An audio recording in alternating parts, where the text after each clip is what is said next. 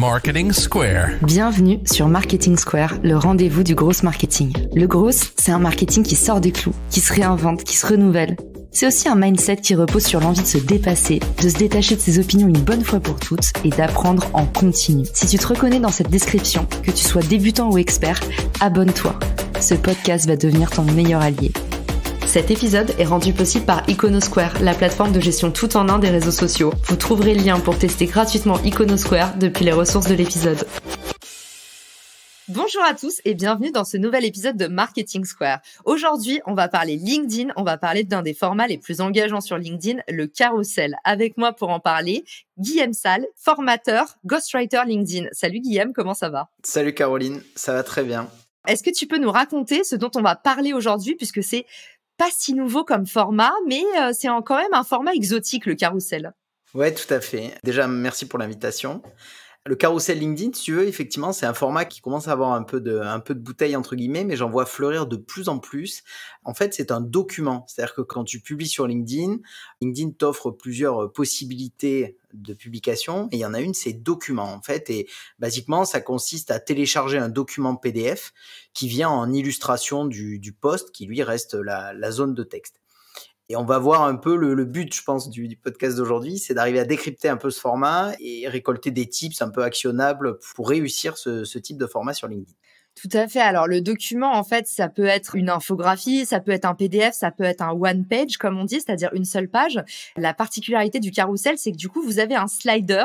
Ça vous permet, en fait, de naviguer entre différents feuillets, un peu comme une présentation PowerPoint. Et l'avantage de ce format, c'est que ça augmente très, très fort ce qu'on appelle le dwell time dans le jargon LinkedIn. Le temps d'attention, ça va faire que les gens vont rester plus longtemps sur votre post. Et ça, c'est un facteur d'engagement qui permet vraiment de passer de 0 à 100 sur LinkedIn si vous faites des carousels qui engagent, et c'est ce que Guillaume va vous partager aujourd'hui comme astuce. Comment est-ce qu'on construit le carrousel parfait pour avoir le maximum de vues et le maximum d'engagement? Et vous allez voir que ça va complètement changer votre stratégie de contenu LinkedIn. Alors, moi, je t'ai pas invité par hasard. Je t'ai invité parce que pour moi, tu fais partie des personnes qui font les meilleurs carousels de la Terre.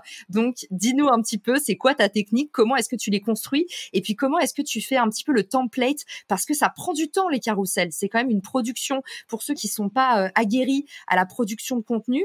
En fait, il y a un petit peu de design, il y a un petit peu de réflexion. Et c'est ça que tu vas nous déconstruire aujourd'hui pour nous apprendre simplement comment n'importe qui peut créer un carrousel qui engage. Tout à fait. Pour le temps, déjà, je te rejoins, je partagerai des petits conseils là-dessus.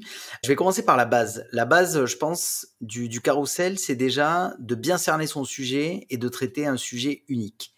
Ça, c'est la première chose. La deuxième, c'est que il faut que ce sujet soit un sujet sur lequel on puisse partager vraiment des conseils actionnables. C'est-à-dire que le but d'un carrousel, ça doit être d'amener ton audience d'un point A à un point B et de lui apprendre à réaliser vraiment une action précise ou un tuto, etc. Ou alors à faire le tour d'une question. Tu vois, il faut qu'il y ait un objectif vraiment bien précis et il faut que ce soit pensé comme une ressource vraiment actionnable, comme un tuto en fait. Tu vois, on n'est pas sur YouTube et c'est pas l'objet, mais c'est vraiment l'état d'esprit du carrousel. Donc ça, c'est la première chose. Un sujet unique est vraiment actionnable.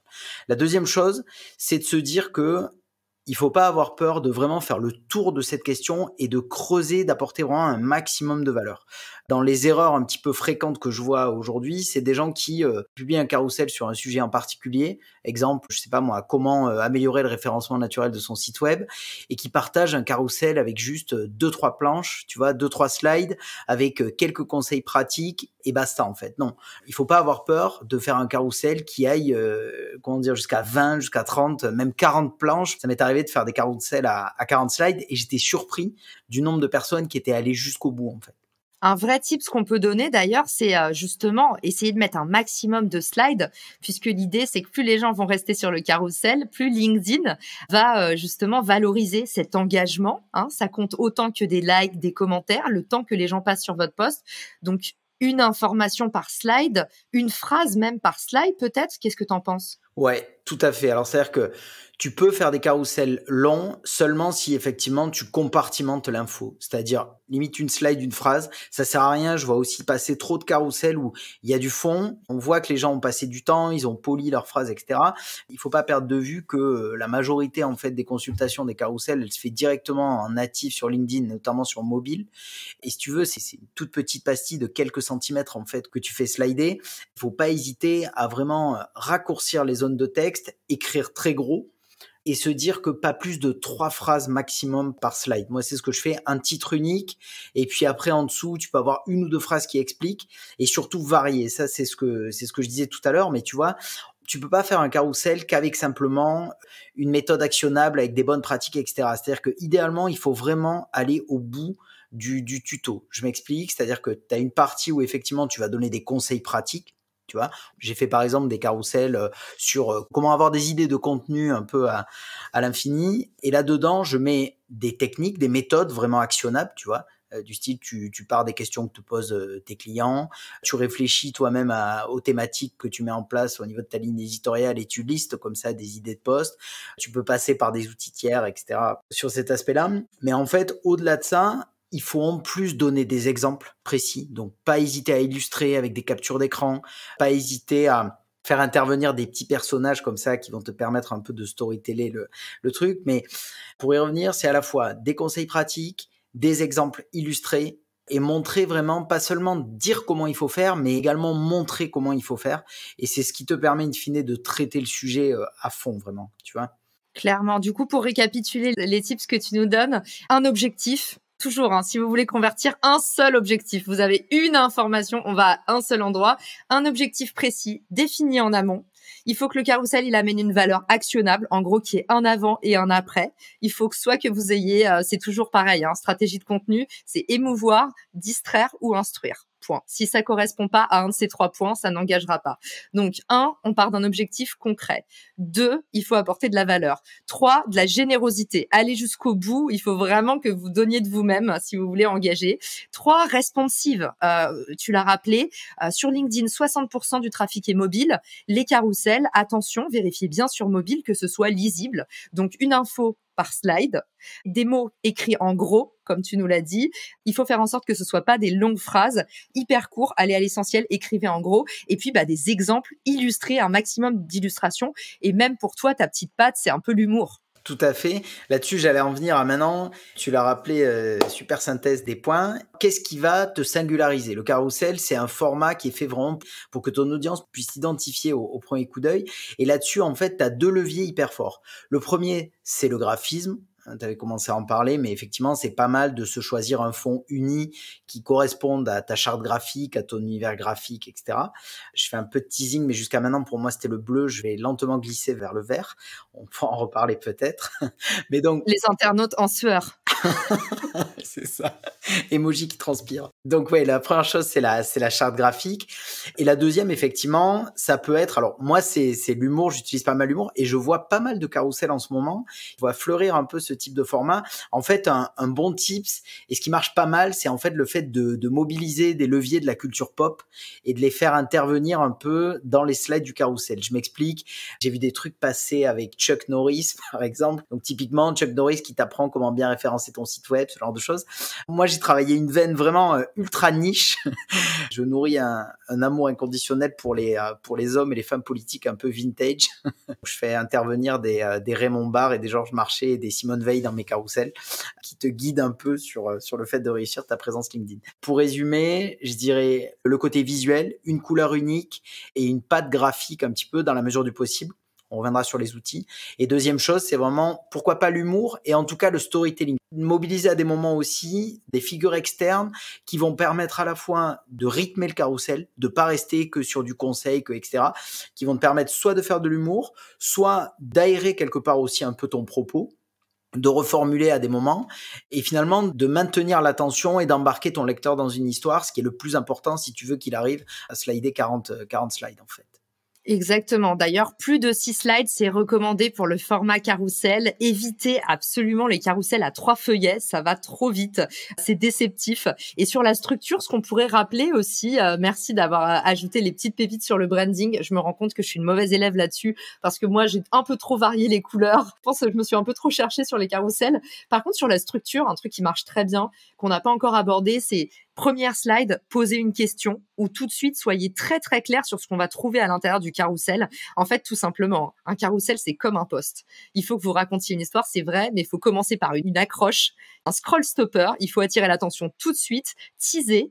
Et la dernière slide, le call to action. Et le call to action, hyper important. Essayez de mettre des flèches. Qu'est-ce que vous voulez créer comme action? Est-ce que c'est visiter votre site? Rendez-vous dans les commentaires. Est-ce que c'est réagissez en commentaire? Encore mieux, poser une question oui, non, pour, contre, un vote. Tableau 1, tableau 2, c'est vraiment important à la dernière slide de créer un call to action qui soit hyper précis. Encore une fois, on part pas dans toutes les directions. C'est une action, un objectif. Donc, à la fin du carrousel, vous avez délivré la valeur. C'est quoi l'étape suivante? Si vous pointez dans tous les horizons, vous allez pas convertir. Il faut absolument que vous pointiez dans une direction. Et plus vous êtes visuel, encore une fois, en utilisant les flèches, en donnant une direction au regard. Est-ce que c'est rendez-vous en commentaire? Est-ce que c'est plus d'infos dans ma bio vers le haut? Voyez un petit peu comment faire. Si vous avez le lien dans le post, c'est flèche vers le haut. Si c'est rendez-vous dans les commentaires, flèche vers le bas. En tout cas, pointez la direction. Bah là-dessus, pas mieux, mais soigner l'entrée et la sortie, c'est 2 recommandations, vraiment, je peux pas dire mieux que ça, mais effectivement, soigner l'entrée, annoncer la couleur, il faut que la proposition de valeur, il faut que ce qu'on va trouver dans le carrousel, l'objectif en fait de ce tuto, de l'aide, etc., soit vraiment hyper lisible dès la première slide. Et effectivement, la sortie, justement là-dessus, si je peux développer un poil, donc je rejoins à 100% ce que tu dis sur les directions, les flèches, etc. C'est hyper important. Mais c'est ça. Soyez vraiment au clair avec l'objectif du carrousel aussi. Si vous jouez le court terme, que vous avez passé du temps et que vous voulez que ce carrousel soit vu, donc bien sûr, vous pouvez inciter aux commentaires, ce genre de choses. Si vous jouez le long terme, c'est le parti que j'ai pris. Je suis plutôt dans une logique où le call to action, c'est justement suivez-moi en fait sur mon compte LinkedIn, etc. Si vous souhaitez flèche vers le haut, si vous voulez d'autres astuces, etc. Suivez-moi. Court terme, long terme, mais encore une fois, être raccord et surtout un seul call to action. C'est pas commenter et suivez-moi et likez et rendez-vous. Non, ok, il faut choisir. Désolé. Trop bien. D'ailleurs, en parlant de flèches, j'ai oublié de dire un truc important. Le format carrousel, c'est un des formats les moins bien connus sur LinkedIn. Donc, en fait, n'oubliez pas de mettre une flèche dès la première slide, la flèche du slider, pour indiquer qu'il faut passer le doigt, qu'il y a une suite. Sinon, les gens ont tendance à penser que c'est juste une image. Enfin, en tout cas, plus vous allez mettre de flèches sur votre carrousel et surtout la première slide, c'est indispensable de mettre une flèche pour indiquer le scroll. Encore une fois, il faut toujours montrer la direction. Donc, dès la première slide, indiquer une flèche. S'il y a des flèches tout au long du parcours, c'est encore mieux. Tout à fait. Et le deuxième tips là-dessus, c'est de splitter ces illustrations en fait sur 2 slides, de les mettre à cheval en fait, d'en avoir une première moitié sur la partie droite de la slide et la deuxième moitié immédiatement sur la partie gauche de la slide suivante pour créer en fait la dynamique et inciter plus facilement au slide en fait. Trop intéressant. J'adore ce tips. Ça nous permet de transitionner vers la dernière partie du coup. Qu'est-ce qu'on utilise comme outil pour créer son carrousel facilement? Déjà, on va vous dire que ça prend du temps à créer, donc faites un template. Guillaume vous a dit justement toujours les mêmes couleurs, des mêmes éléments de marque un peu reconnaissables. Même si vous n'êtes pas une marque, vous êtes une marque personnelle, donc évitez de varier les couleurs. Donc reprenez toujours le même modèle. Où est-ce qu'on peut aller, Guillaume, pour aller chercher les bons modèles pour exécuter facilement? C'est quoi tes outils? Alors bon, là-dessus, je vais pas réinventer la poudre, hein, loin de là, mais je suis pas du tout un graphiste dans l'âme, donc j'utilise j'utilise Canva naturellement. Je pense que c'est le meilleur ami des créateurs des créatrices de contenu, donc ouais, bien sûr Canva. Hyper important de se faire un template. Pour se faire un template, plusieurs choses à définir. La première, c'est le format du carrousel, c'est-à-dire est-ce qu'on est sur un format carré, est-ce qu'on est sur un format plutôt paysage ou au contraire un format plutôt portrait. Donc déjà, arriver à définir un petit peu ce format qui derrière sera un format unique. Pareil, choisir la taille de ses titres, choisir ses polices, choisir sa couleur d'arrière-fond. Ça, c'est la base, je dirais. Et puis après, si vous voulez aller encore plus loin dans le templating quelque part, c'est positionner déjà les zones de texte, savoir où vous allez écrire en fait sur chacune des slides. Bien sûr, choisir votre police de caractère, enfin votre typo. Une chose aussi qu'on peut faire en amont pour essayer de manger un petit peu moins de temps, c'est de storyboarder son carrousel en fait, c'est-à-dire à la manière de ce qui se fait dans le cinéma par exemple, mais avoir une sorte de grille avec chaque slide en fait numéroté et voir ce qu'on va positionner en fait, que ce soit du point de vue du message et du point de vue des petites blagues où j'en parlais tout à l'heure, mais des éléments qui vont permettre comme ça d'épicer un peu le carrousel et de travailler le storytelling. Mais quand on storyboard, c'est toujours pareil en fait, on fait le brouillon d'abord et ça va beaucoup plus vite pour exécuter derrière en fait. Exactement. Et puis surtout, c'est toujours la même chose. Le premier carrousel, il va vous prendre 3 heures et les suivants vous prendront de 1 heure à 20 minutes. Une petite astuce, du coup, pour ceux qui se disent, alors, le mieux, c'est d'aller sur Canva, vous tapez carrousel LinkedIn, vous avez déjà tout aux bonnes dimensions avec des idées de modèles. Donc, vous avez juste à vous les réapproprier, jouer avec les couleurs, jouer avec les tailles de police, comme vous l'a indiqué Guillaume.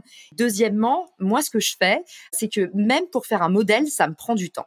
Et du coup, ce que je fais, c'est que je vais sur Fiverr ou sur une plateforme de freelancing. Mais ce que j'aime bien avec Fiverr, c'est différent de Malte, on paye pas en fait au temps passé, on paye à la mission, on paye au livrable. Et en fait, moi, je vais payer 20 €, 25 € et je vais demander à un graphiste, OK, voilà mon code couleur, c'est noir, voilà mes informations, je vais lui transmettre mon storyboard. Donc, slide 1, 2, 3, 4, 5, 6, je veux que tu me fasses un modèle. Et en fait, lui, il va vous livrer 1 à 2 jours, parce que pour un graphiste, on le sait, ça prend 20 minutes de faire ça proprement. Donc en fait, si vous voulez vraiment économiser du temps et de l'argent, allez sur Fiverr, je vous mettrai le lien dans les ressources de l'épisode. Et puis votre premier modèle, celui qui met du temps à faire, déléguez-le. Déléguez-le, c'est hyper important. C'est le premier, vous payez 20 balles et puis après, vous irez beaucoup plus vite. Et puis, vous lui transmettez du coup votre petite structure. Slide 1, il y a ça, 3 bullet points. Slide 2, il y a ça, 3 bullet points. Et puis, après, roule ma poule, il vous rend le livrable. C'est un template Canva. Vous pouvez demander ça, hein. Moi, c'est ce que je fais pour tout, pour mon podcast, je demande des templates. Je demande aux graphistes de me produire des templates. Et après, j'ai juste à faire des glissés-déposés. Est-ce qu'on est bon, Guillaume? Est-ce que tu as une dernière petite astuce, un petit hack, un truc à nous dire? Oui, une dernière chose, c'est quelque chose qui est souvent négligé, c'est qu'il faut pas oublier que le carrousel, c'est le média conjoint au post, mais il reste encore le post en fait. Et je vois beaucoup de gens en fait qui soignent pas trop cet aspect, c'est-à-dire qui publient avec un poil de texte en disant voilà, cool, j'ai fait un carrousel sur etc. Ne pas oublier que le post en lui-même est un moyen aussi de déjà d'améliorer le dwell time tout simplement, mais aussi de générer de l'engagement dans les commentaires. Donc, faites un post traditionnel, soignez votre accroche. Vous pouvez, par exemple, dire ce que vous allez trouver dans le carrousel en termes de contenu, en termes de valeur. Utilisez le post pour teaser, en fait, quelque part. Première chose. Ouais, la slide 4 va vous étonner. Oui. Non, je cautionne pas.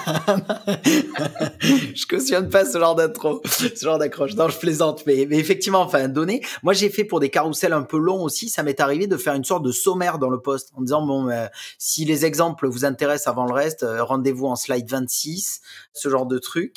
Et puis effectivement, un moyen après de travailler l'engagement, de mettre 1 ou 2 blagues supplémentaires dans le corps du post. De manière organique, le carrousel s'affiche et les gens commencent à le slider, mais il faut pas oublier qu'il y a pas mal de gens qui lisent les posts aussi. Je l'ai testé moi et j'ai reçu pas mal de commentaires. J'avais un petit call to action différent de celui du carrousel pour le coup dans le corps du post et qui générait aussi de l'engagement. Donc c'est quelque chose en tout cas à pas négliger. Merci pour les pépites. Et puis, Guillaume, où est-ce qu'on peut te contacter? Où est-ce que tu réponds le plus rapidement? Est-ce que c'est ton site internet? Où est-ce qu'on peut passer par toi pour une mission? Dis-nous tout.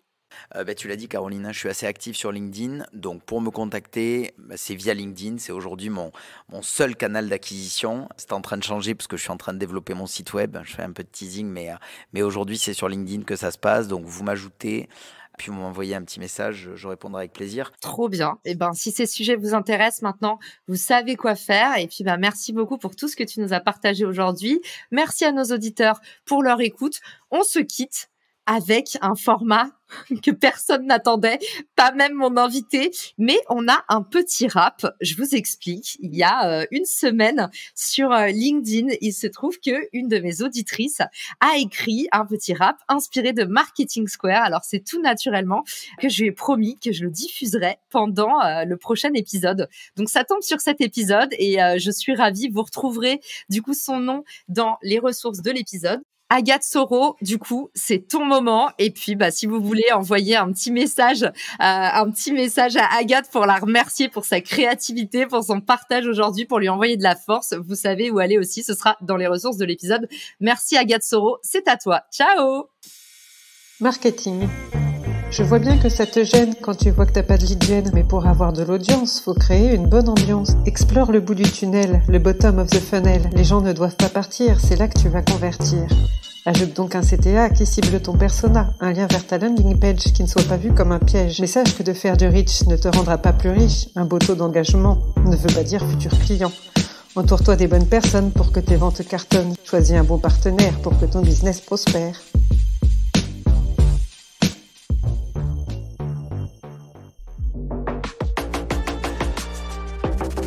Si cet épisode te plaît, tu peux le partager en me taguant ou lui laisser 5 étoiles sur Apple Podcast. Marketing Square.